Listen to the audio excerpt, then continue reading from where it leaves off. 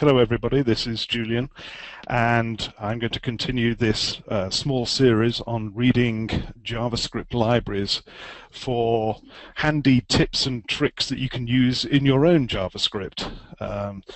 And today, as Amanda said, we're going to start with jQuery. I'm going to do a couple of webinars on jQuery. It's a large library. Let's put it like this. jQuery 152 is 6,500 lines long, so it is fairly chunky. Let's put it like that. So without further ado, I don't have any slides apart from this one and the final one. So without any further ado, let's just come out of that and jump over to Visual Studio. And here's jQuery 1.5.2. Let's ignore the initial. Oops, there we go. Let's ignore the initial comment there. John Resig is the original developer of jQuery, although it's now developed by a whole team. And we start off the actual code with an open parenthesis and followed by a function declaration. Now, we've seen this before, this kind of trick before, when I discussed around about a month ago underscore.js. It's a way of defining an auto-executing anonymous function. So we start off with a parenthesis because if we started off with function, JavaScript interpreter may get a little confused and assume I'm declaring a function when in reality it's an anonymous function. So if I go down to the end of this, we'll see the final close of the, so here we are, here's the open brace for the function, for the code for the function. And if I do the standard trick of control square bracket, whoops, I'm in the wrong place. I can go to the end. So there's the end brace for the start, and we're passing in a single parameter, which is the window. So this automatically tells us this is a client-side only library. Window does not exist on this server side. So we're passing in window to the anonymous function. But notice we're only passing in one parameter, but we have two parameters defined here. We have the first one, which we're also calling window, and we have another one which is undefined, the undefined parameter here.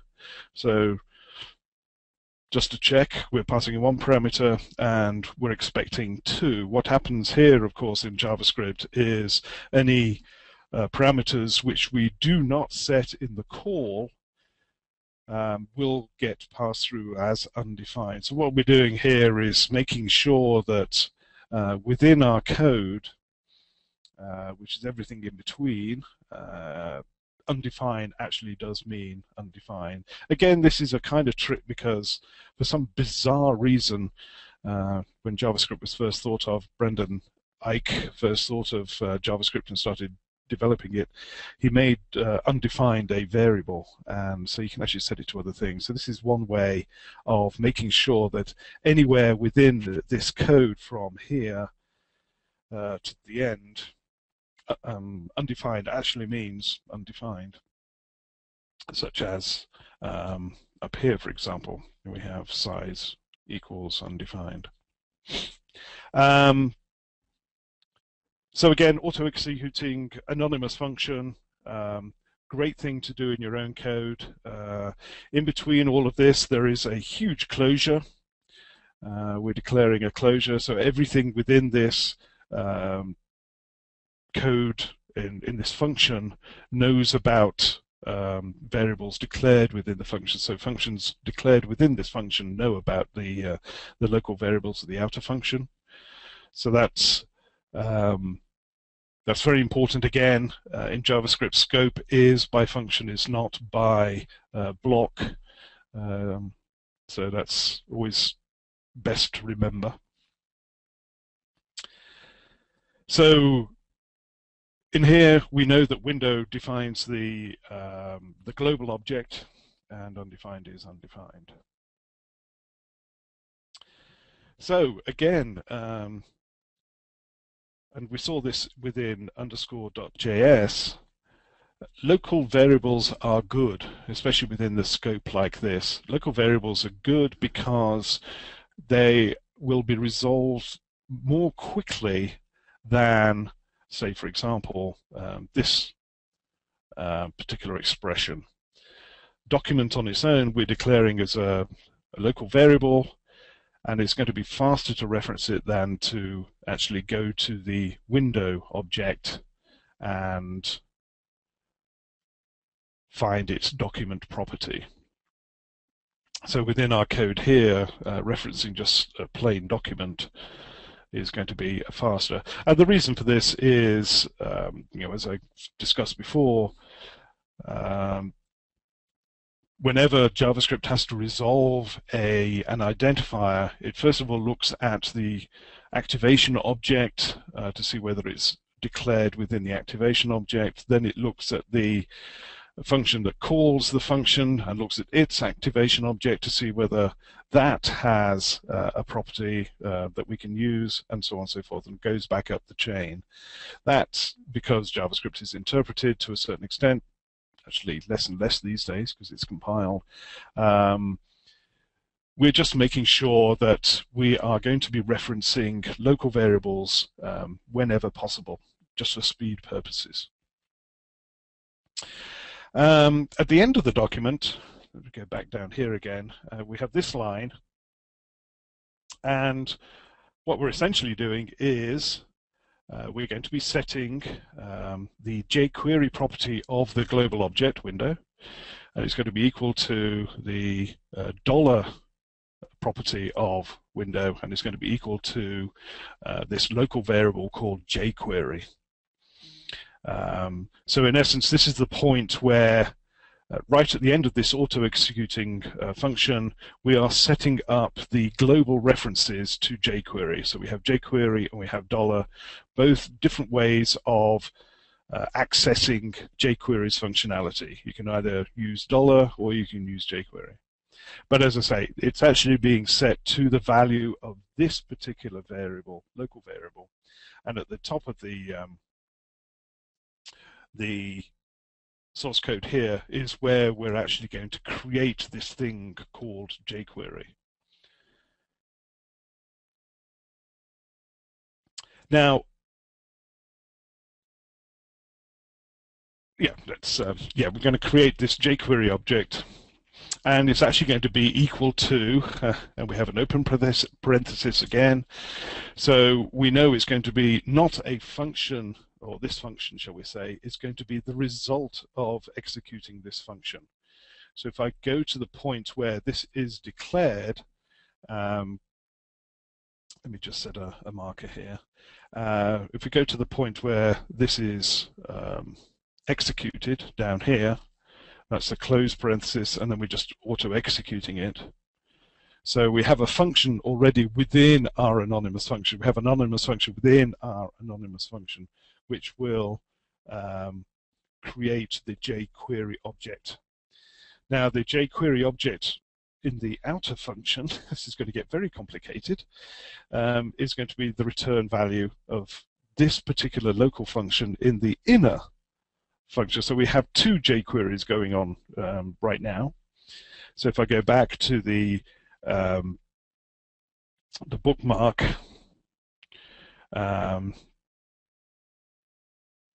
let's get confused. I haven't got CodeRush running here. So here we have jQuery is going to be the result of this anonymous function, which, as we saw, is going to be returning this jQuery, which is a local variable inside the inner function. And it just so happens that jQuery is going to be a function. That's right, jQuery itself is a function. And we're going to be setting it equal to this particular function here. So I don't know. This seems a little funky to me. It's a little hard to read. But okay, within this function here, where we go all the way down to wherever it ends, the jQuery inside this function here is actually going to refer to this jQuery here. And jQuery as a function actually returns a new whatever this constructor does, which we won't actually be talking about today. So jQuery is a function which returns an object from this particular constructor. Now the next thing that happens is we grab a hold of the current value of the global jQuery property and the current value of the dollar property. So we just save them in these local variables, underscore jQuery and underscore dollar. Now, problem is, where are these things declared? If I don't put the word, oh, ignore that. I was just going to say, if I don't put the word var in front, but actually we are in a var block here. The comma indicates we're declaring several variables. So this is a local variable called jQuery. Now, where is this actually used? So we'll just find jQuery. It's used in this method, the NoConflict method, or the NoConflict function, I should say. Ignore jQuery.extend. We'll look at that in a minute. And what this function does is, if you remember back to underscore.js, what happens here is it's a way to, as we've just seen at the bottom of this, we're setting the global variable jQuery and the global variable dollar to equal some object that we're creating, happen to be creating. So this will overwrite what dollar originally was and what jQuery originally was. Now, it's not likely that any other library is going to declare a public property called jQuery, but it could be that somebody will declare a public property called dollar, and there are a couple of libraries that like to use the dollar property. And so the NoConflict method here, a function here, what it does is it restores the values of underscore dollar and underscore jQuery. It restores those values to the global object if need be.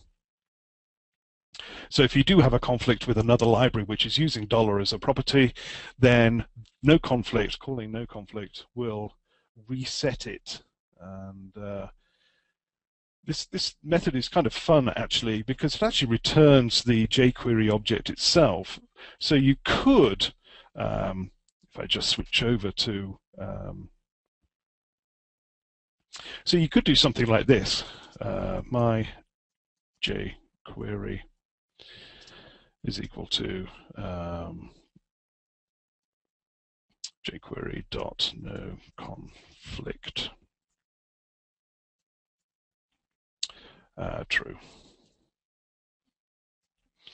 And at that point, whenever I reference my jQuery, that's going to be jQuery itself, but in fact, jQuery will no longer, in other words, this jQuery will no longer be valid, and neither will dollar. It will no longer be jQuery, but my jQuery will be. So it's kind of a fascinating way of isolating your footprint in the global space. So NoConflict just restores the values of $ and jQuery. In fact, if deep is true, that's the first parameter, it will actually reset jQuery. Generally, that's never a problem, as I said. But $ certainly, I think it's MooTools that uses $ as a global access point. So if you're using MooTools and jQuery at the same time, then that's a way of actually ensuring that MooTools will continue to work. So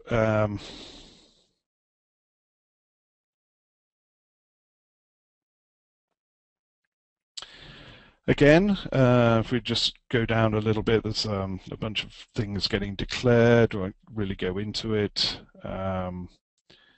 And then suddenly we get these things. We saw a lot of it with underscore.js. Again, this is to do with being able to use a local variable to access these things rather than go through the whole find where object's defined and then look in object to find what prototype is and then look in prototype to find toString. We're going through a whole chain of object dereferencing, if you like, to find a particular function. Best to do it once and put it into a local variable. So we have toString has own push, slice, trim, index of, which we're going to be using later on inside jQuery code itself. So again, it's for performance reasons. The other thing that, the next thing that I found that was kind of interesting is, and we've already seen it a little bit up here, and it was in NoConflict, is the extend method. Let's find extend. There it is. And what we have here is a method which we used elsewhere. It's easy to write your own. Underscore.js has one too. jQuery is a little more extensive, shall we say, pun intended. Essentially, extend works by taking a couple of parameters. The first parameter tends to be a target object, and the other parameters tend to be source objects. It copies the members from the source objects to the target. So if I nip over to let's clear this rubbish. So in essence, you write an extend function, something along these lines, where you have a target. Oops, can't type. And then source 1 and source 2, and so on and so forth.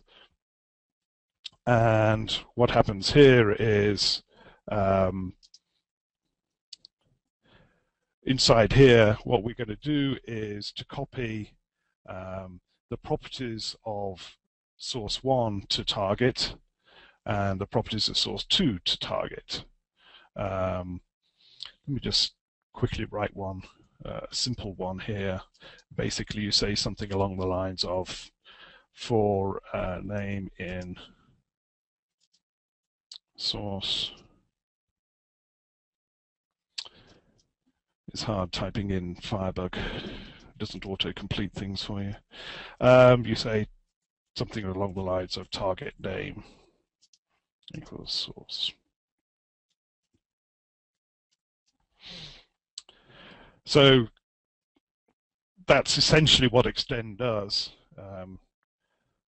It sets the property in target equal to the same property in source, and there's sometimes a check to see whether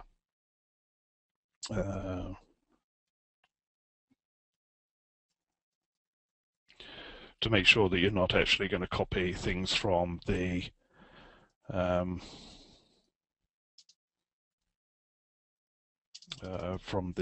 prototype chain. So you do something like that.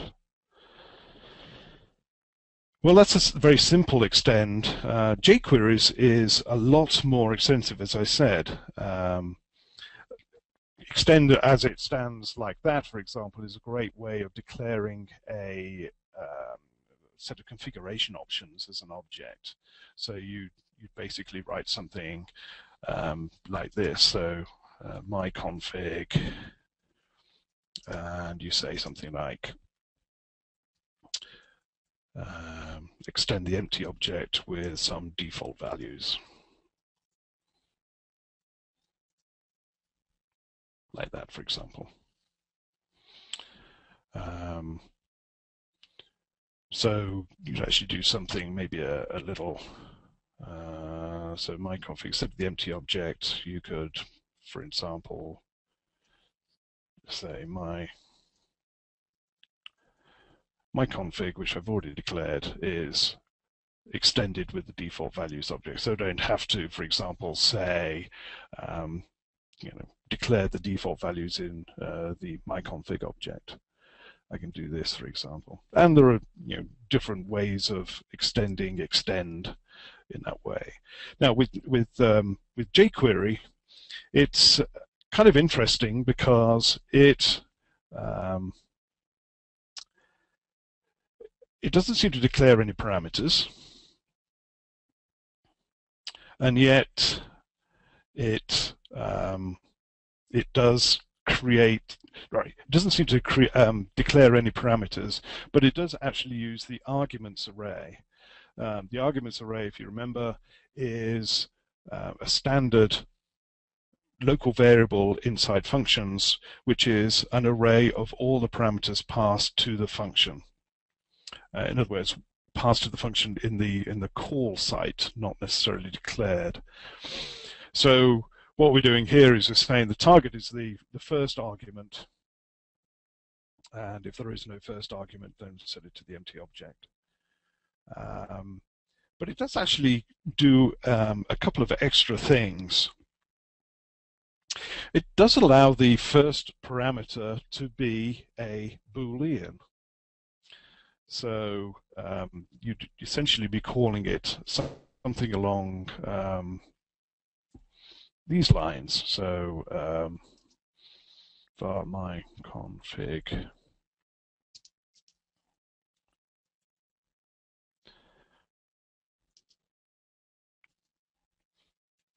target.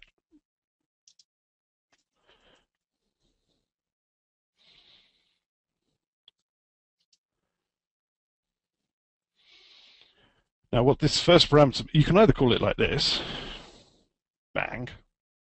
So we have some target object, which in my previous example would have been my config, and some default values.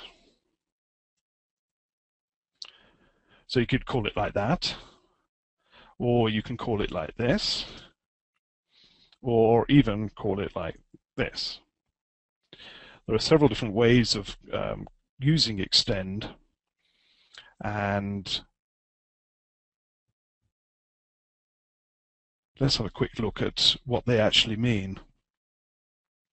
The first one is the standard looking one. Basically, I have an object, which is my target object, and I want to extend it with the properties inside this source object. That's the standard way of using extend, and that works just equally as well inside jQuery. So, in fact,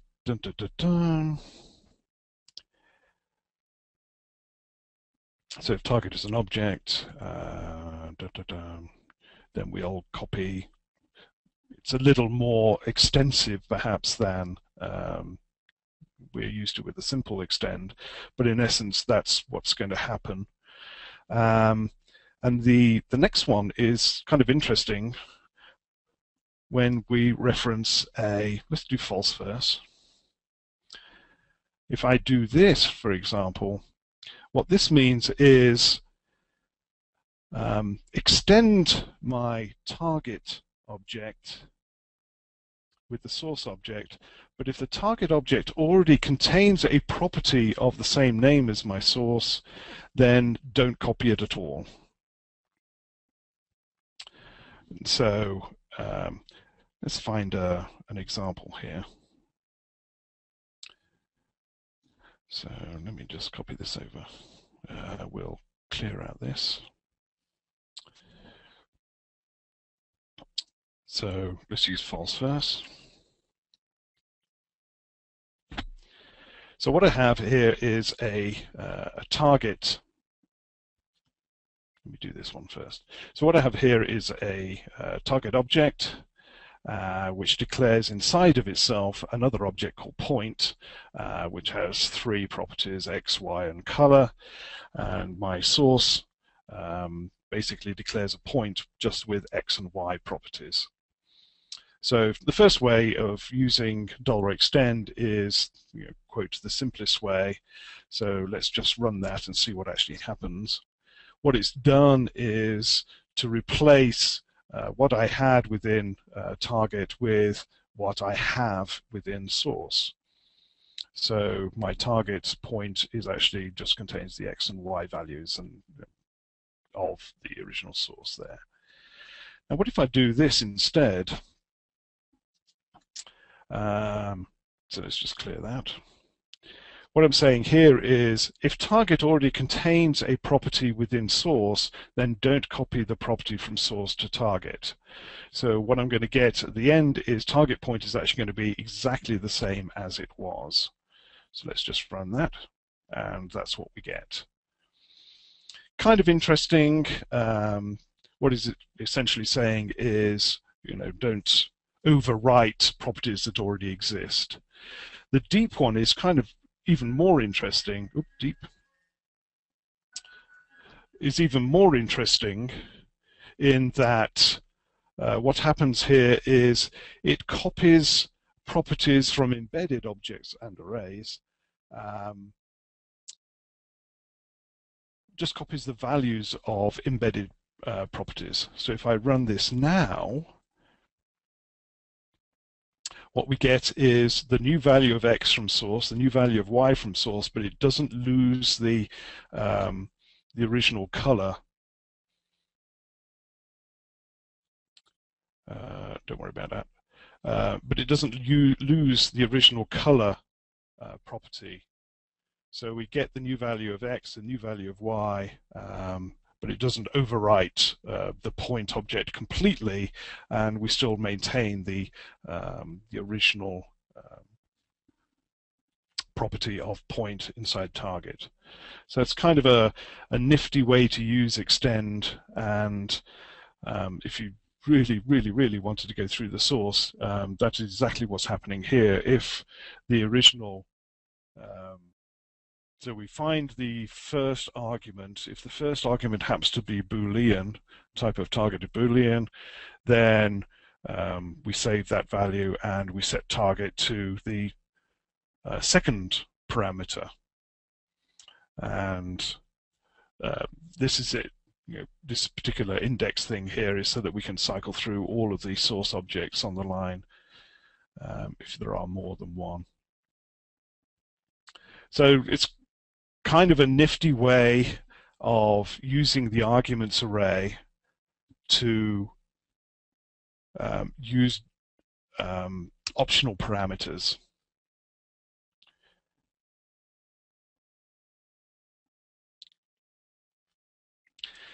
Another thing that, extend, the other thing about extend is if you only pass in one parameter, in other words, just the target, if you just pass in one parameter, what actually happens is jQuery assumes you're extending the jQuery object itself. And here's an example just below where we have our NoConflict parameter here. In fact, we're calling jQuery extend and passing into it just one object. If one object and one object only is passed into extend, then what actually happens is extend will extend the jQuery object itself. So what's actually happening here is the object we're passing in, there's just one object, and so what happens is the jQuery object itself gets a NoConflict method, it gets an isReady property, a ready wait property. Here's our famous, if you've used jQuery at all, here's the famous ready function. And bind ready, and so on and so on and so forth. So we're just declaring an object here with a bunch of interesting members, and those interesting members just get copied directly over to the jQuery object itself. Well, okay, jQuery is a function, but functions are objects inside JavaScript, so they can have their own members, properties, and functions. So that's what we're doing here. And jQuery declares its own is function, is array, and so on and so forth. Kind of fun. It's kind of weird when you first read the jQuery code, in that it doesn't just declare everything in one particular function. It actually extends the jQuery object through a whole bunch of calls to extend. Let's quickly look at that. So if I find jQuery.extend, so that's the declaration of it, and then we call it, this is where we're actually calling it, but here we're declaring a transitory object here, with a whole bunch of methods. So there's my NoConflict method again. This is where we're actually calling it, and here again we have yet another object that we're setting a whole bunch of things. And here's yet another one. We're declaring, an object that we're just going to extend jQuery with, and again. So it seems weird until you actually realize that jQuery is not, despite the fact I'm looking at a large source file here, the developers don't develop jQuery as a single monolithic source file. It's actually broken up into a whole bunch of smaller source files that do particular things, do particular sets of functionality with jQuery. So different developers can work on different pieces of jQuery without interfering with each other. And there is a build script which you can look at jQuery.org, which stitches together all of these smaller JavaScript source files into one monolithic, the one that I'm actually looking at here, the jQuery-1.5.2.js. And because of the extend method, the individual pieces can be worked on without affecting the entire jQuery source file, because they're going to be stitched together. So this is just a way of breaking up the entire source file into a set of simpler source files, if you like, and those simpler source files can then be worked on individually. And that's something that you could possibly do in your own code. Lots of people, their JavaScript tends to be fairly small. You're just setting a few click events perhaps on some web page or other. But if you are writing a larger library, then this is a way of splitting up the library into smaller chunks and operating on the smaller chunks and coding the smaller chunks individually, independently, I should say, of the other chunks.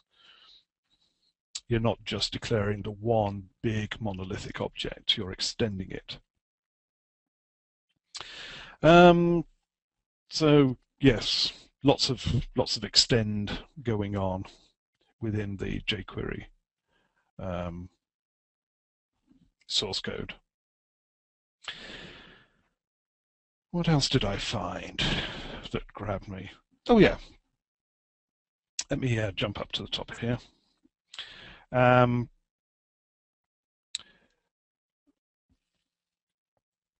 This is kind of an interesting, not this one, next one, not that one. It's kind of an interesting way of doing it. What essentially is happening here is the props property in this object, whatever the object happens to be, looks like it's a big long string of variously interesting keywords, but it's not. It's actually going to be declared as a string array, and this is just one way of writing a string array. You just write a huge long string, which is easy to write, to type, and then split it on the space character. So this props member here is essentially a string array and not necessarily a string. It's kind of a nifty way of doing it. If you had to write it as an array, you'd be doing something like, I've got to do this, and I've got to close that off and put a comma there and then have an open. And it's a real pain in the neck to type this kind of code. So if you know this particular function is only going to get called once, whoops, then fine, just make it a single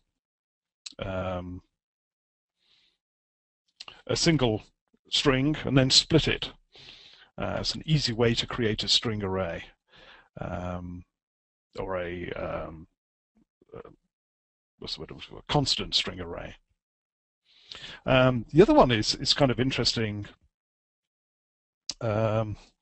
Let's find it again. This one is a hash, which works as a kind of translation hash table. So it's an object, yeah, and it has a bunch of property names. They tend to be fairly simple-looking property names, and what actually happens is later on, the keyword for is going to get translated into this. And the keyword class is going to get translated to this, and read-only gets translated to this. Yeah, there's not much difference between them, but it tends to be easier to type in col span as all lowercase rather than col uppercase s pan, lowercase pan.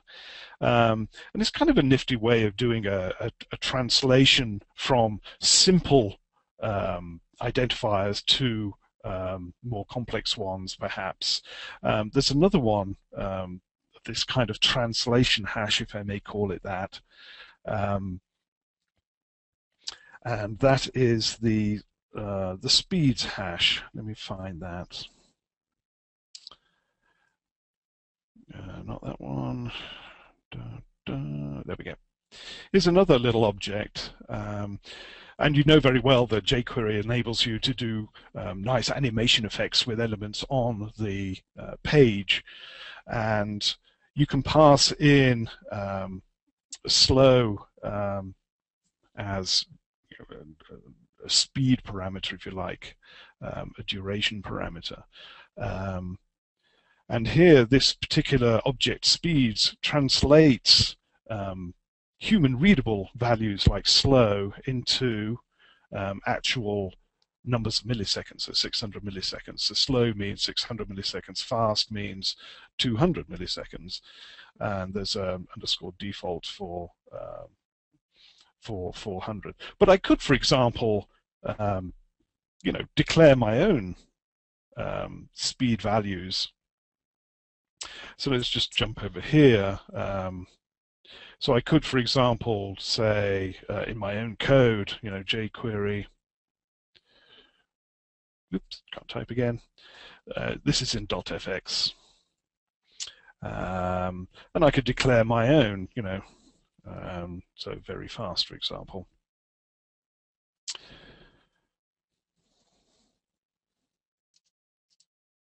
Say 150. And then I can then use, once I've declared that, then I can actually use this human readable value instead of trying to work out, do I mean 150 or 100 or whatever it happens to be. I can use this human readable value for speed of some kind of animation. So it's kind of an interesting one. If normal could be, I don't know, 400, say. So I could do that inside my own code.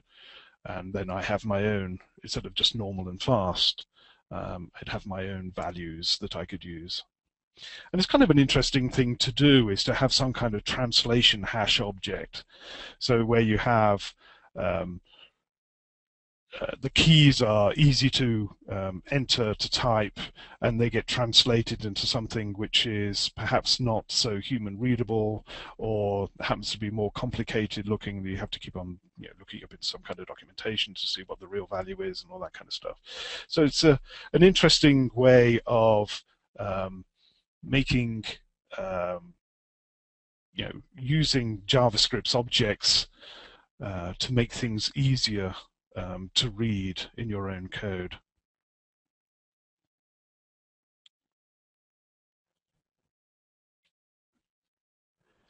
And that's it actually for this particular first pass through jQuery. There is, as I say, an awful lot about jQuery to read, but these are the kind of things that grabbed me right at the beginning of reading the source code for jQuery. So some hints there for yourselves.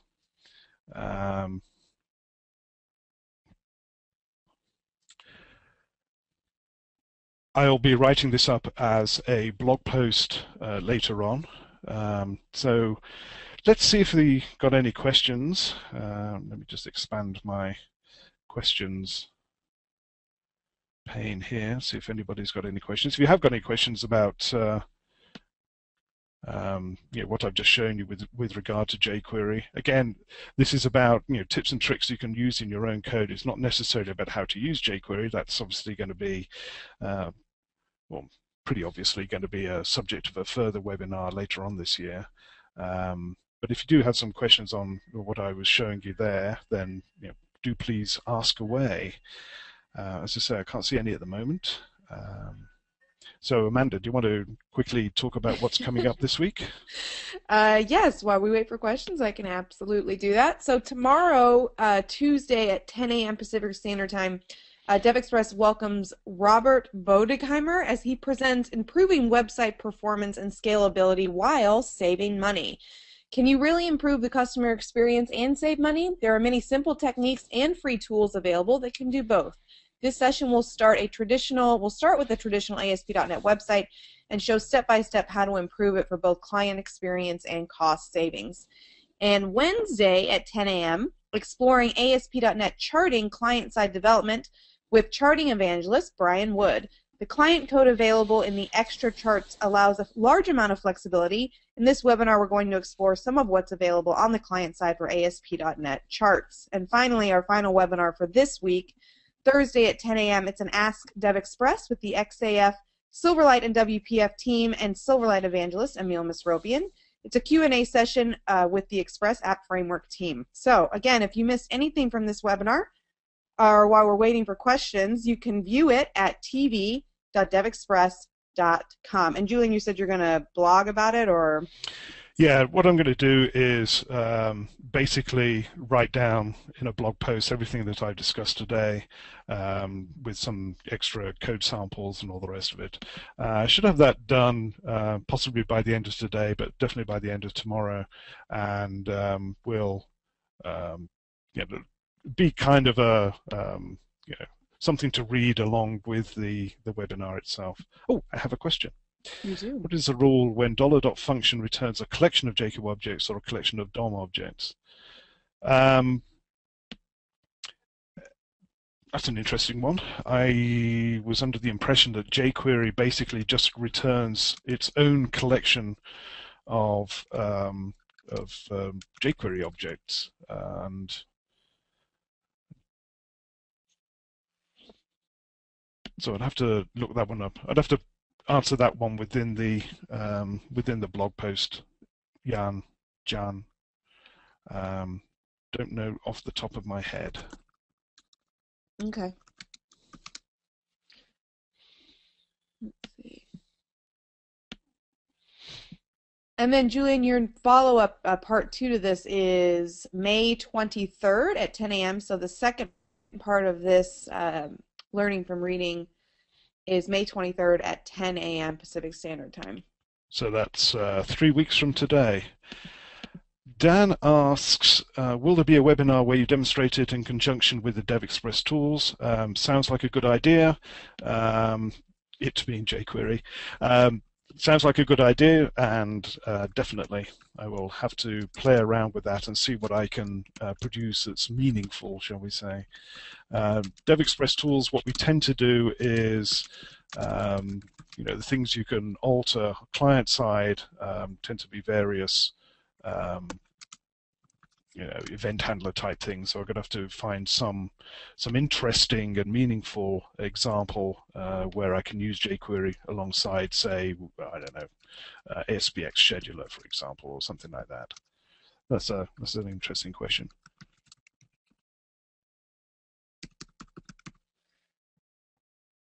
Thanks, Jan. That's, I'll certainly be looking at that.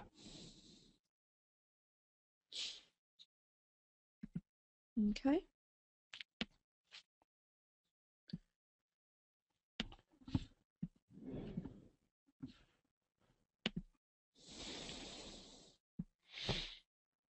Any more? I don't see any more questions coming in. Nope. We have a thank you. It's always nice. All right. And just so you know, I misspoke. This Thursday's webinar is the Express App Framework team, not our Silverlight. I was thinking XPF instead of XAF. It's XAF, the XAF team. So, just a clarification. Right. Nick asks, will you have any webinars showing the use of jQuery as opposed to having a look at the source? And the answer to that is yes. I've got to basically create some webinars, and they'll be in June, July, August timeframe. But certainly jQuery is a very interesting library to use, and certainly I'll be showing how to use it. Again, as Dan asks, with our own tools, with our own controls, I should say, but certainly I'll be looking at it with regard to, say, a static HTML page and messing around with it. So yes, Nick, I'll certainly be doing that.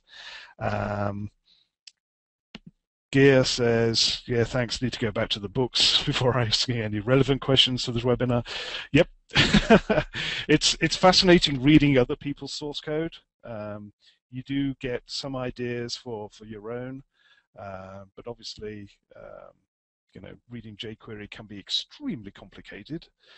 It is extremely complicated, and next time I'll certainly be delving into the complexities of jQuery itself, and possibly next time round we won't be seeing much we can use on our own code, but more about the use of jQuery itself. Things like, how do we avoid looking at what browser we're running in and all that kind of stuff. That's kind of interesting. My phone is now ringing. Oh no, it's not. So on that note, I think we'll wrap call it up. Today. Yep, okay. Wrap it up. And I'm posting your email to the chat box. I know you have it up on your slide, but if people do have further questions, they can obviously shoot me an email at julianb@devexpress.com. All right, so let's see. Hold on, we do have a question just pop in from Claude. Would you recommend using singleton in order to encapsulate components using jQuery?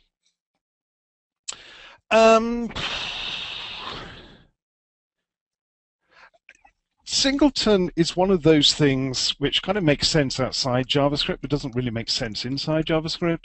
A closure, if you like, is JavaScript's equivalent of a singleton. jQuery itself is, if you like, a singleton. So I would have to say, if you've got any examples of what you mean, then please let me know. Probably send me an email is probably the best answer, and I'll incorporate it into the blog post. I tend myself not to use singleton at all. The pattern, yes, I'll use closures within JavaScript, but I don't go out of my way to say, oh, I'm going to create a singleton object here and so on and so forth.